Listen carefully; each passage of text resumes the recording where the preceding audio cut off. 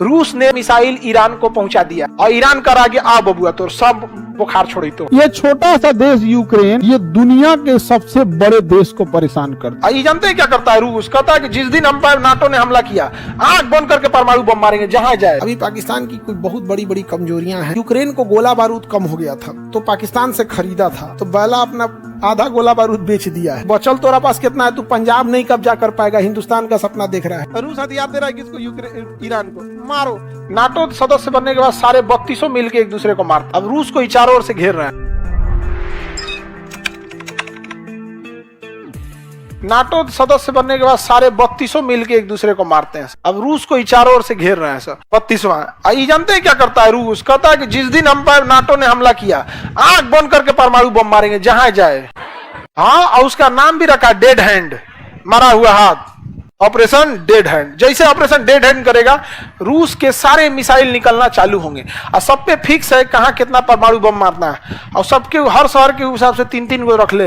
एगो मार के गिराओगे ना, परमाणु बम को मारिए देंगे तो क्या हो जाएगा? अभी देखिए ना, इजराइल मिसाइलों को मार के गिरा देता है। इजराइल की सबसे बड़ी कमजोरी है क्लस्टर बम। कौन बम? Cluster bomb. क्लस्टर बम क्या होता है ना, मिसाइल नहीं होती है उसकी सबसे, जैसे ये मिसाइल हो गया, ठीक है, मिसाइल हो गया।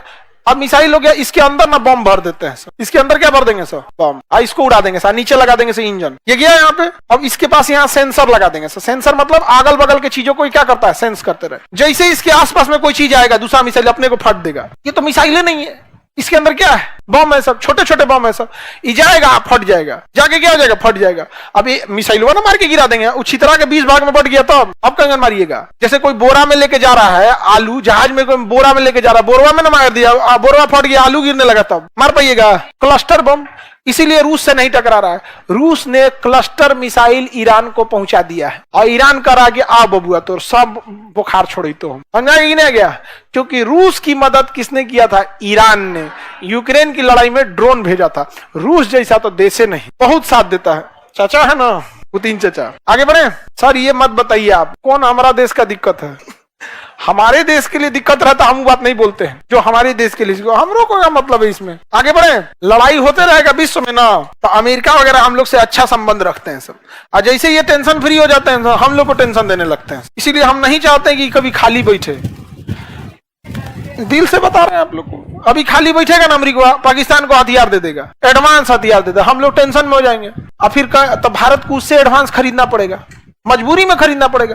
अभी देखना चाइना इतना बढ़िया हथियार दे दिया किसको? पाकिस्तान को। अब मजबूरी में हम लोग खरीद रहे हैं। अच्छी बात थोड़ी है हथियार पे इतना पैसे खर्च करना। उतना मेडिकल साइंस पे खर्चा कर देते हैं। जितना हम जहाज खरीद रहे हैं उतना एयर एम्बुलेंस खरीद लेते हैं। फटाक से हवाई जहाज में बैठ के किसी मरीज को ले जा सकते थे। तो ये रूस का था कजाकिस्तान। कजाकिस्तान का ये जो अराल सागर का आसपास का एरिया है ना, ये मरुस्थलीय क्षेत्र था। यहाँ स्टेपी मरुस्थल था, दिखेगा नहीं आप लोग को। कौन सा मरुस्थल था वो? स्टेपी मरुस्थल कजाकिस्तान में। कजाकिस्तान में कौन सा मरुस्थल? स्टेपी। कौन सा मरुस्थल? स्टेपी मरुस्थल। स्टेपी मरुस्थल में, क्योंकि कजाकिस्तान किसका था? रूस का। तो इसी स्टेपी मरुस्थल में रूस ने अपना सैटेलाइट लॉन्च पैड लगाया था और यहीं से वो क्या छोड़ता था? सैटेलाइट। हालांकि अमूमन सैटेलाइट समुद्र के किनारे से छोड़े जाते हैं ताकि उसके पाट पुर्जा जो नीचे गिरते हैं वो कहाँ गिर जाए? समुद्र में। लेकिन वही अगर बड़ा रेगिस्तान है जहाँ कोई नहीं रहता है तो वहाँ से भी हम छोड़ सकते हैं, नीचे गिरेगा तो कोई दिक्कत नहीं है।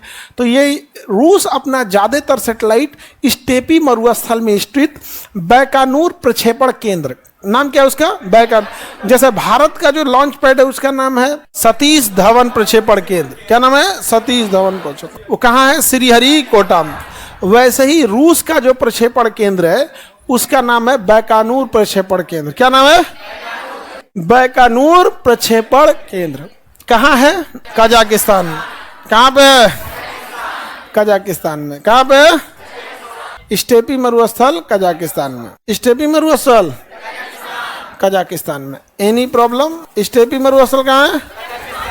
कजाकिस्तान में। चलिए तब हम लोग अब आगे बढ़ जाते हैं। कजाकिस्तान के बाद समझ में आ गया कजाकिस्तान। बैकानूर प्रक्षेपण। हम लोग का जो पहला सैटेलाइट लॉन्च किया गया था आर्यभट्ट, कहाँ से किया गया था? यहीं से। हम लोग 1975 में हम लोग सैटेलाइट बना के भेज दिए थे। छोड़ने की क्षमता हमारे पास नहीं थी। आज भी पाकिस्तान वगैरह के पास छोड़ने की, रॉकेट छोड़ने की क्षमता नहीं है। मिसाइल उसाइल बना के रख ले ऐसे, सब तो इंसान मिसाइल बना के रखा हुआ है। अभी पाकिस्तान की कुछ बहुत बड़ी बड़ी कमजोरियां हैं। उस अभी उसको नहीं समझ।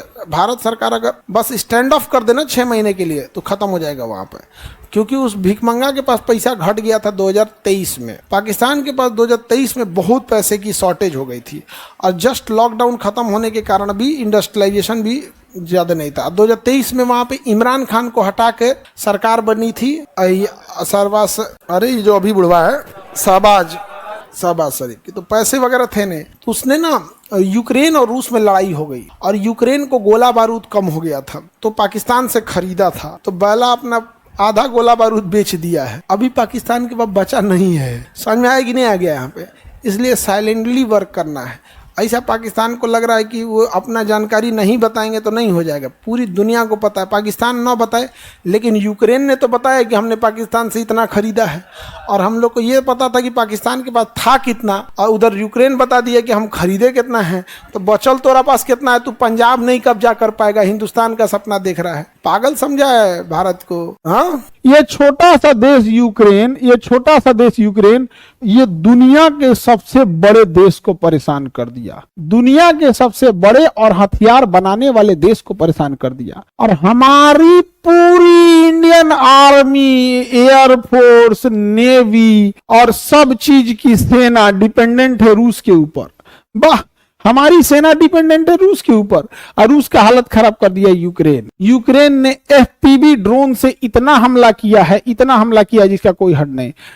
50-60 हजार का ड्रोन खरीदता है और उस ड्रोन से 200 करोड़ की मिसाइल मार के गिरा देता है। मिसाइल जो आती है वो 100 करोड़ 200 करोड़ से नीचे, 100 करोड़ से नीचे तो कोई मिसाइल बन ही नहीं पाएगा। 100 करोड़ से नीचे तो कोई मिसाइल बनेगा ही नहीं बनेगा। अब 50 हजार का ड्रोन बन जाता है, तो बताओ 100 करोड़ कहां 50 हजार? 50 हजार के ड्रोन में यूक्रेन 50 हजार के ड्रोन में डेली 500 ड्रोन मार देता है। ले 500, 600, 20 हजार, 30 हजार ड्रोन मार देता है। अब मिसाइल मारिएगा, एक गो मिसाइल कम से कम 100 करोड़, और यूक्रेन मार देता है FPV ड्रोन से। FPV ड्रोन ये यूक्रेन की सबसे फेमस ड्रोन है FPV ड्रोन। इस ड्रोन में क्या है भैया, तो देखो ये ड्रोन है, तो ये ड्रोनवा में क्या किया, नीचे बम बांध दिया, नीचे क्या बांध दिया, बम बांध दिया, और ऊपर एगो कैमरा लगा दिया है। ऊपर क्या कर दिया, कैमरा बना दिया है, ऊपर क्या कर दिया, कैमरा लगा दिया है। अब ये उड़ते उड़ते जाता है, जहां ले जाना है वहां ले जाके ठोक दीजिए, लड़ा दीजिए। अब कई बार ऐसा होता था कि ये ब्लास्ट नहीं होता था, तो इसके नीचे ब्लास्ट करने वाला डेटोनेटर लगा दिया गया है कि अगर ड्रोन ऑपरेटर वहां जाके इस बटन को दबा देगा तो यहां से ये स्पार्क इसके अंदर चिंगारी भेज देगा, चिंगारी भेजने से ये ब्लास्ट हो जाएगा। तो अब इसको टकराने की जरूरत नहीं है, जहां उड़ाते जाइए, जिसके पास ले जाना वहां ले जाकर खटाक से को बटन दाब दीजिए, ब्लास्ट करने वाला बटन दाबिए, ये इसमें चिंगारी भेज देगा, ये चिंगारी भेज के अंदर ब्लास्ट करेगा, धाम से उड़ जाएगा। ड्रोन भी उड़ गया, 50 हजार का ड्रोन गया और वो तबाही मचा देगा। अब ये ड्रोन कहीं उड़ के जाता है, कोई आदमी अपने घर में सोया है तो उड़ते हुए जा रहा है, खिड़की में बेडरूम पे जाके ब्लास्ट हो जा रहा है, कहीं ब्लास्ट कर दे रहा है। यहाँ पर रूस ने इसका जुगाड़ निकाल दिया। रूस ने क्या किया, इसका नेटवर्क के काट दिया, इसको उड़ाने वाला नेटवर्क के काट दिया रूस। अब ये ड्रोन आ रहा था, इसका नेटवर्क खत्म। जैसे मोबाइल में फ्लाइट मोड कैसे हो जाता है, मोबाइल में फ्लाइट मोड हो गया, काम ही नहीं करेगा, तो रूस ने इसका नेटवर्क के काट दिया, सिग्नल काट दिया। सिग्नल काटने की वजह से जहां तहां गिर जाता था। तो यूक्रेन ने दिमाग लगाया, उसने क्या किया, इस ड्रोन के पीछे एगो तार बांध दिया। क्या बांध दिया, वायर। अब देखिए ये ड्रोन है, इसके ऊपर बारूद है, और इसके नीचे क्या डाल दिया, वायर डाल दिया। अब इसके नीचे देखिए यहाँ तार जा रहा होगा, दिख रहा है ये तार। अब इसमें इंटरनेट तार के माध्यम से जा रहा है, एकदम पतला ऑप्टिकल फाइबर केबल लगा दिया है।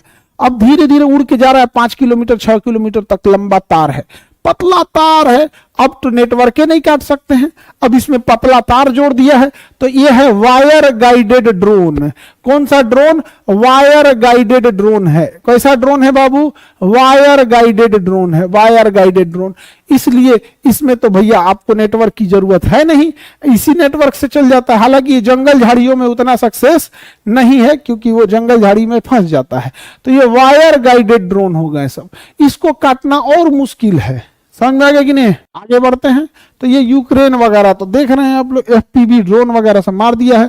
अब योग क्या कर रहा है ना, यूक्रेन जैसे रूस का बड़े बड़े जहाज खड़े हैं सर। अब देखो ये 30, ये आपका जहाज है 8, कहां गया, लिखते हैं 8000 करोड़ का। अब ये जहाज है कितने का, 8000 करोड़ का। अब यूक्रेन, अच्छा इस जहाज में देखिएगा यहाँ फ्यूल है, ये इसका जो विंग्स होता है ना, इसमें फ्यूल भरा हुआ है, इसमें फ्यूल है, जैसे विंग्स होता है जहाज का उसमें फ्यूल भरा होता है। अब ये क्या कर रहा है, 50,000 रुपया का ड्रोन ले आ रहा है, 50,000 के ड्रोन से ले आके इसके फ्यूल पे पटक दे रहा है, धाम से मार रहा है, वहां ब्लास्ट हो रहा है, अब फ्यूल भरा हुआ है, इसमें आग पकड़ ले रहा है। सोचिए 50,000 के ड्रोन से मार के तबाही मचा दे रहा है, और हित्ती चुकी ड्रोनवा है, उसको गोली मारते रहिए, उसको कुछ लग ही नहीं रहा है, गोली मार रहे हैं तो उसको लगने की संभावना कम है। अमेरिका यहाँ पे नाकाबंदी कर दिया कि कोई जहाज नहीं आ सकता है। चाइना अपना युद्धपोत भेज दिया, कहा कि हमारा जहाज को रोकोगे तो हम बवाले कर देंगे। और रूस चाह रहा है कि पुले बंद कर दो, ताकि लोग मजबूरी में किसे तेल खरीदेंगे, उससे खरीदेंगे। लो भैया, रूस हथियार दे रहा है किसको, ईरान को, मारो। अब अमेरिका फंस गया। सोचिए ईरान में बातचीत के लिए अपने दामाद को भेजा है, बताओ क्या देश चला रहा है तू, तो दामाद को लेके घूम रहा है। राष्ट्रपति को मार दिया ईरान के, प्रधानमंत्री को मारा, उपराष्ट्रपति को मारा, रक्षा मंत्री को मारा, गृह मंत्री को मारा, शिक्षा मंत्री को मारा, स्वास्थ्य मंत्री को मारा, सेनापति, थल सेनापति, नौसेना प्रमुख, सबको मार दिया। उसको लग रहा है कि अभियोग है मार, भाई वहां तुम सबको मार दोगे, एक को बच जाएगा तुम्हारे। हम हमेशा एक बात बोलते हैं, ईरानियों को, अफगानियों को और राजपूतों को तुम मार के देखो, थक जाओगे तुम, एक को बच गया तो फिर मारेगा। ये पैदे नहीं हुए ऐसे हारने के लिए, इनका काम है, जिनका जीवन है बीत गया लड़ते लड़ते, आज से नहीं 2000 साल से उठा लो, जीवन भर लड़ा, ये लड़ा है, तो इनको ही लग गया यहाँ पर। इनकी यहाँ की महिलाएं वापस वो सही है कि भाई इंतजार में है कि भाई आप शहीद होके आइए या जीत के आइए, ऐसे नहीं। तो सोचो जब घर से ऐसा मोटिवेशन रहेगा, कितना लड़ेगा यहाँ पर, समझ में कि नहीं। इस देश में वेस्टर्न मीडिया एक बात का फायदा उठा रही है कि हम उन्हें टेररिस्ट नहीं करते। वर्ल्ड ट्रेड सेंटर पे हमला एक टेररिस्ट हमला है, बिल्कुल गलत है कि नहीं। ताज होटल पे हमला एक टेररिस्ट हमला है, बिल्कुल गलत है। लेकिन स्कूल में छोटी बच्चियों के ऊपर हमला करके 168 लड़कियों को प्रेसीजन नाप के मिसाइल से मारना, स्कूल पे हमला, किसी की औकात नहीं है कि कह दे कि टेररिस्ट हमला है।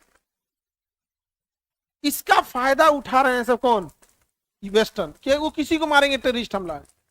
किसी देश के राष्ट्रपति, वेनेजुएला के राष्ट्रपति को उठा के ले जाएंगे, टेररिस्ट है कि नहीं है। हमारा जहाज कब्जा किया IC-814 विमान से, IC-814 1999 में, हमारे लगभग 150 लोगों को उठा के लेके चला गया, वो हमने उसे आतंकवादी बोला। हम नहीं बोल सकते हैं अमेरिका को कि वेनेजुएला के राष्ट्रपति को लेके गया तुम आतंकवादी है, बोल सकते हैं, नहीं बोल सकते।